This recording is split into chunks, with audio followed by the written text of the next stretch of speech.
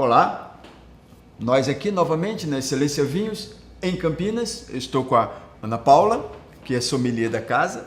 Aninha, tem uma história de vinho de sobremesa? Por acaso esse troço é pra gente tomar com sorvetinho depois do almoço ou tem alguma coisa que eu não estou sabendo disso aí? Depende, Ju. Vinho de sobremesa, nós temos vários tipos de vinho de sobremesa. E ele pode ser tanto para acompanhar um docinho, né, aquele bolinho de cenoura com cobertura de chocolate da vovó, ou pudim de leite condensado da mamãe. Então pode ser para acompanhar os doces, e também pode ser para acompanhar alguns pratos salgados. Para se fazer uma harmonização por contraste. Tá? Porque a gente faz a harmonização por compatibilidade, que é doce com doce, ácido com ácido, ou podemos fazer uma harmonização por contraste. Sim. Um doce com salgado, por exemplo.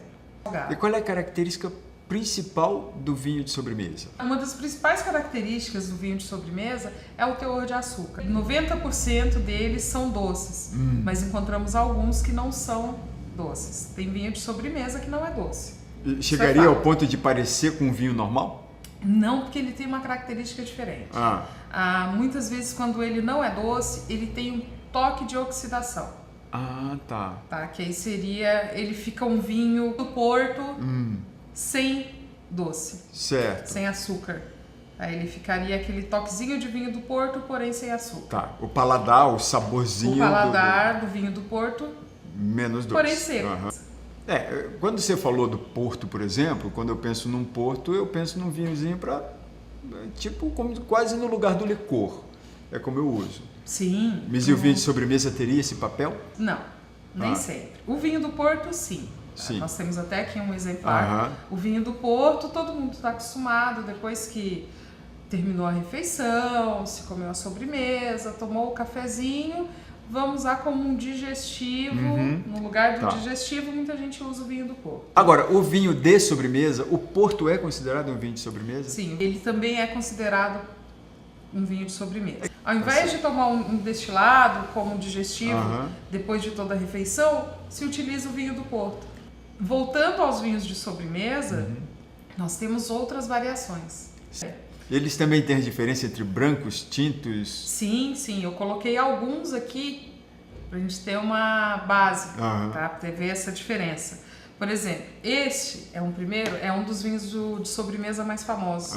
É um Sauternes, tá? Ele é produzido na França, na região de Sauternes, que é específico para isso.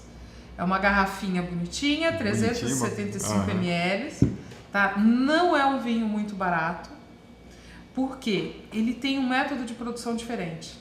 Tá? Aqui eu tenho 3 vinhos, eu coloquei os 3 juntos aqui. Podemos falar dos 3 ao mesmo tempo, que são vinhos com métodos de produção diferentes. Que é um Sauternes, que é francês, um Tocage ou Tokai, tá? E aqui eu coloquei um Botrytis. O Botrytis, a gente vai saber o que é esse Botrytis agora.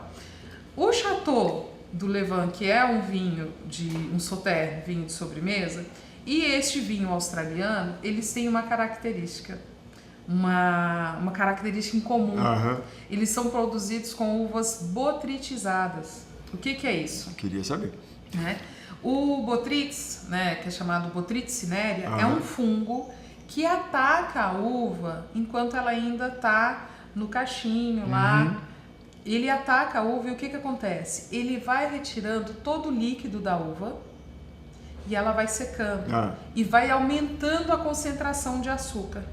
Então ele é um vinho que tem uma excelente acidez, porque ela tira a água, então fica a concentração de acidez, de açúcar e aromas. Então ele é um vinho bem aromático, tem uma doçura bem mais elevada, tá? E é fantástico. Só que aí tem a diferença. Os dois são produzidos dessa forma. O Sauternes, ele tem com o microclima da França, da região dele, isso acontece naturalmente. Esses são 3 exemplares de vinhos de sobremesa perfeitos. E são muito utilizados não só para harmonização com sobremesa. Na França se utiliza muito ele para se harmonizar com pratos salgados. Sim. Tá? Para fazer aquele contraste, então. Isso, para fazer a harmonização por contraste. Certo.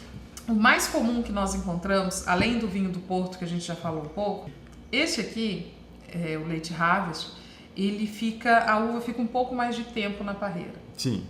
Ele passa um pouco para colheita. Uhum. Ela já é colhida quando ela está quase entrando, quase virando uma uva passa. Sim. Já bem madurinha. Por isso que chama Late Harvest, colheita tardia. Uhum. Então ela tem também essa concentração maior de açúcar. De açúcares. E é um dos mais comuns que a gente encontra. Tá? Indo nessa linha, também temos o vinho de sobremesa tinto, Sim. que não é o vinho do Porto. Certo. Ele é um vinho licoroso, tá? Assim como o vinho do Porto. O que é um vinho licoroso? Né? É aquele vinho que tem mais consistência. Uhum. É quase como se fosse um xarope. A gente reconhece fácil porque ele é mais cremosinho Isso, mesmo. ele é mais cremoso, tá? E aqui eu tenho um clássico que também é um vinho de sobremesa tinto. Esse é produzido à base da uva Malbec e fica bem diferente também. Muito utilizado também, assim como o vinho do Porto, para sobremesas à base de chocolate. Certo. Também você pode harmonizar bem com um pouco de gorgonzola, que vai ser uma harmonização diferente. E por último, voltamos para um espumante, que é o moscatel. Um moscatel ou um ast, tá? Que ele é mais doce também e ele é muito indicado para se acompanhar sobremesas. Sobremesas à base de frutas, frutas frescas ou secas, e fica fantástico. Beleza, uma bela fila de vinhos. Eu acho que conseguimos satisfazer bastante a curiosidade. Eu espero que sim. A minha tá morta, a dos outros eu não sei. Qualquer dúvida, Excelência Vinhos, dá um pulo aqui, pergunta para a Aninha, pergunta para as outras pessoas que trabalham aqui na loja e fica sabendo.